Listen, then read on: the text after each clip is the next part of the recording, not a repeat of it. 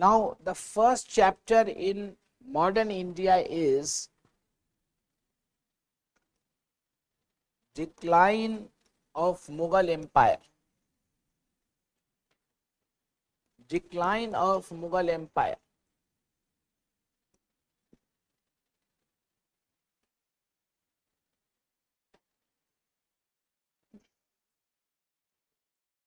That is the first chapter in modern India, decline of Mughal Empire. Decline of Mughal Empire has two dimensions. One is later Mughals,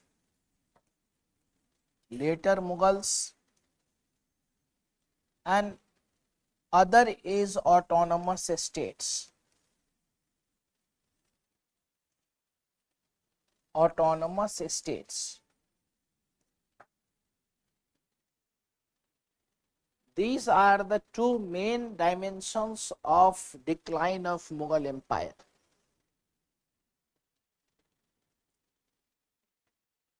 Mughal Empire, which was very powerful, which was very big, Aurangzeb had created a vast empire which included South India. That empire started becoming weak. Its economy declined, its administrative effectiveness declined, its military power declined, its economy declined, and overall Mughal Empire became weak. And Mughal Empire, when it became weak, then the governors started becoming independent. Those territories which were under the control of the Mughals earlier, they became independent. So when they became independent, Mughal Empire became small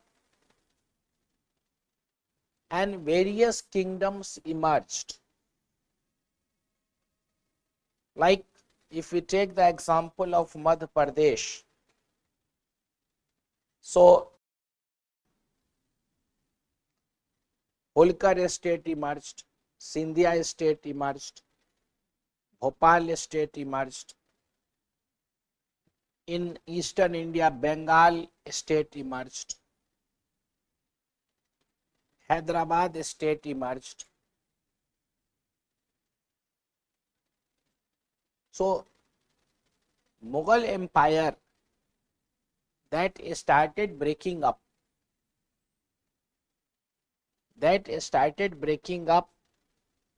and at last what happened? That only the Mughal king was there, but he was not having any territory. Only the Mughal king was there and he was not having a territory. He was ruling only Delhi and the area surrounding Delhi. In rest of India, various autonomous states were there. Various autonomous states. And later, even that much was not there. In 1803, Delhi was captured by the British. So now Mughal emperor did not even have Delhi. Even Delhi was not under his control, because Delhi came under the control of the British. And Mughal king was the king only of the Red Fort. So practically he was without any territory later on towards the end. In the beginning, after Aurangzeb, Mughal Empire had territories, huge territories, but slowly and gradually various kingdoms started emerging and areas under the control of Mughal Empire started shrinking.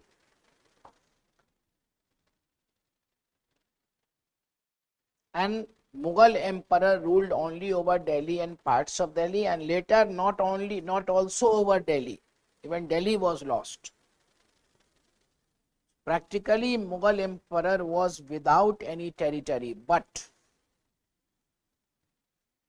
Mughal emperor, he didn't have the territory, but he had the prestige. He had the prestige because he was there in people's mind. He was there in people's mind. So his position was like of a legitimizer. If you wanted to make anything legitimate, if you wanted to make anything jayaz, so if Mughal emperor will say it, then it will become jayaz, it will become legitimate.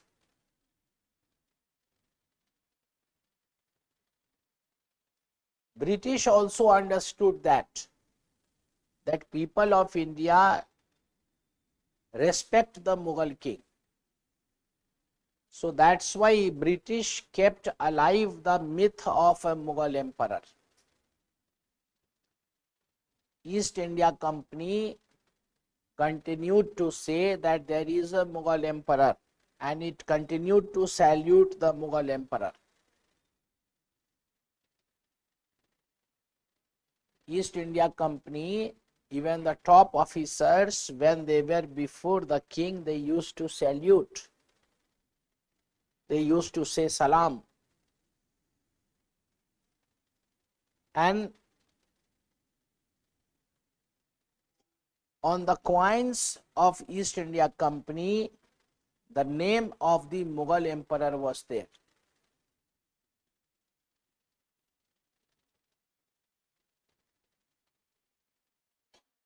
So British understood that if they will say that there is no Mughal emperor, then people will not like it and they will revolt. Then British rule will be threatened. So it was their majburi. It was their compulsion that they had to keep alive the name of the Mughal king.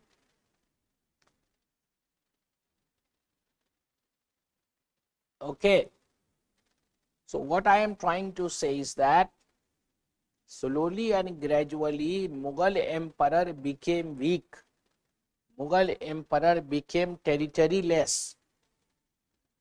But he had the prestige, he had the honor. He was the symbol of power. His position was like that of the President of India, who has no power, but everything is done in his name. That's why I am using the word autonomous states. I am not using the word independent states. Practically, these kingdoms, they were independent. Practically, whatever they did on their own. They didn't ask the Mughal emperor whether we should do it like this or not. They never asked. They were completely free, completely independent. But yes, theoretically they recognized the Mughal emperor. Heretically, they recognized the Mughal emperor. Even when Marathas got Madhya Pradesh, practically they got Madhya Pradesh through power by capturing territories. It was not a gift by the Mughals. They had captured it through their power. But theoretically, they accepted that Mughal king has granted it. Theoretically. Because when they came in control of Madhya Pradesh, they signed a treaty with the Mughals. And theoretically, Mughal king confirmed Madhya Pradesh to the Marathas. The Mughal king confirmed. अगर वो Mughal king से नहीं भी पूछते, कोई बात ज्यादा बड़ी बात नहीं थी, क्योंकि मुगल किंग में उतना पावर ही नहीं था. वो तो मराठा ने अपनी ताकत से अर्न किया था मध्य प्रदेश को, है ना. लेकिन लेजिटिमेसी कब मिलती? पब्लिक की नजर में आप लेजिटिमेट कब होते? जब मुगल किंग आपको कंफर्म करता. तो जो ट्रीटी हुई, उस ट्रीटी में ये कंफर्म किया गया कि ठीक है, मुगल्स ने कहा कि now Marathas will rule as subordinate to the Mughal king. Theoretically, क्योंकि किंग के पास टेरिटरी नहीं है, लेकिन उसके पास प्रेस्टीज है और वो रॉयल्टी का सिंबल है. बिपिन चंद्रा अपनी किताब में लिखते हैं, जो आपकी ओल्ड एनसीईआरटी है, कि इंडियंस ये सोच ही नहीं सकते थे कि मुगल्स उन पे रूल नहीं कर रहे हैं.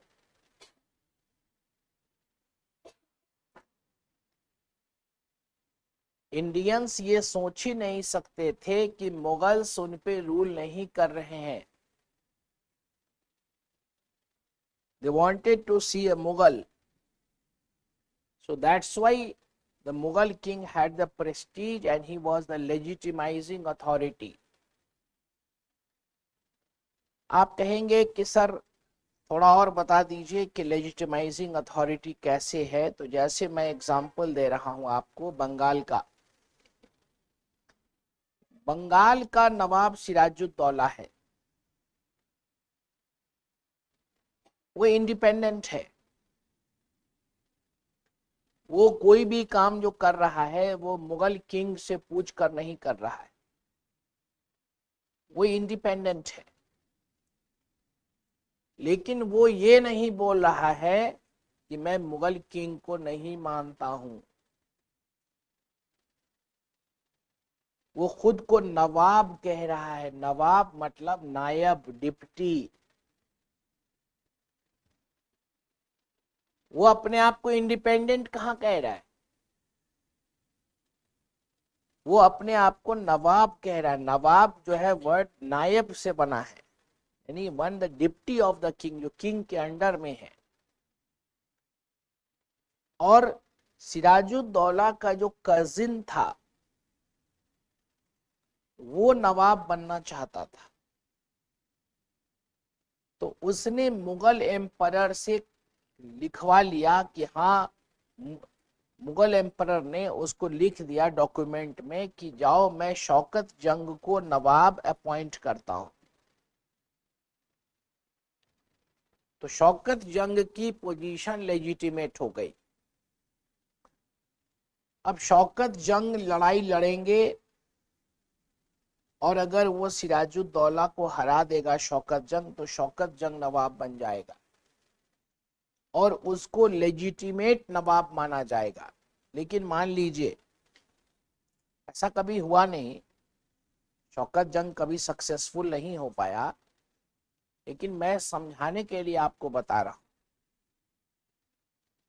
कि मान लीजिए शौकत जंग सिराजुद्दौला को हरा देता और नवाब बन जाता तो वो इलेजिटिमेट होता कि तुम नवाब कैसे हो गए, who made you the nawab, what is your legitimate claim to throne, तुम जायज हो या नाजायज हो। तो लोग यही बोलते कि वो नाजायज है, लेकिन शौकत जंग ने पहले ही कन्फर्मेशन ले लिया मुगल एम्परर से, पहले ही कन्फर्मेशन ले लिया मुगल एम्परर से, बाकी उसके अपने टैलेंट पर है। अब कन्फर्मेशन लेने के बाद अगर वो सिराजुद्दौला को हरा देता और नवाब बन जाता तो लोग यही बोलते कि शौकत जंग जो है वो जायज नवाब है, नाजायज नवाब नहीं है।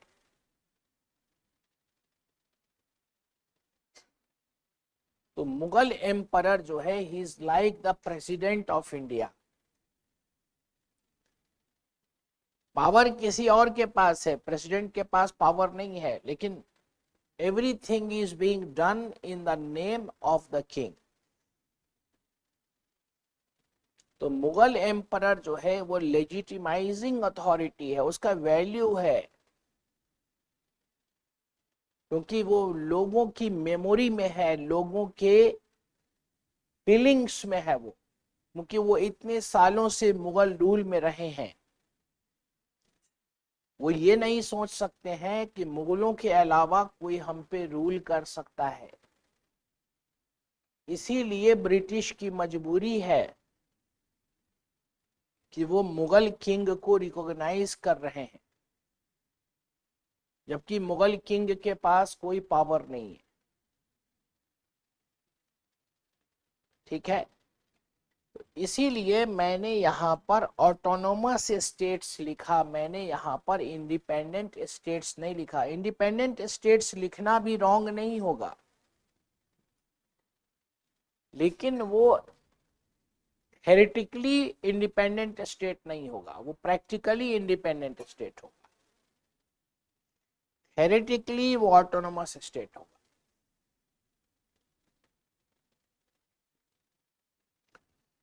और जो लेटर मुगल्स हैं, औरंगजेब के बाद के जो मुगल्स हैं,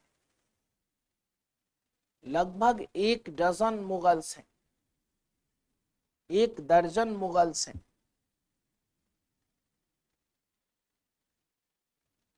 तो ये जो मुगल किंग्स हैं ये उतने टैलेंटेड नहीं हैं जितने प्रीवियस मुगल्स थे।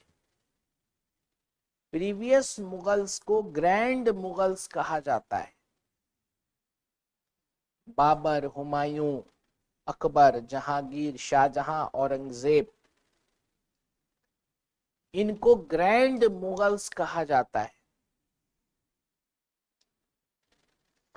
जबकि लेटर मुगल्स में वो टैलेंट नहीं है, वो कैपेबिलिटी नहीं है।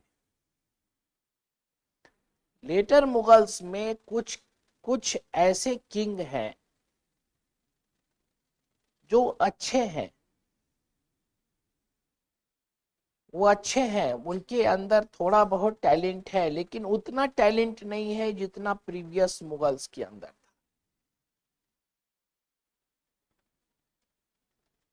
और प्रॉब्लम क्या है कि सरकमस्टांसेस जो हैं वो फेवरेबल नहीं है। तो सरकमस्टांसेस जब फेवरेबल नहीं होते हैं तब इस चीज की ज्यादा नीड होती है कि टैलेंटेड किंग हो।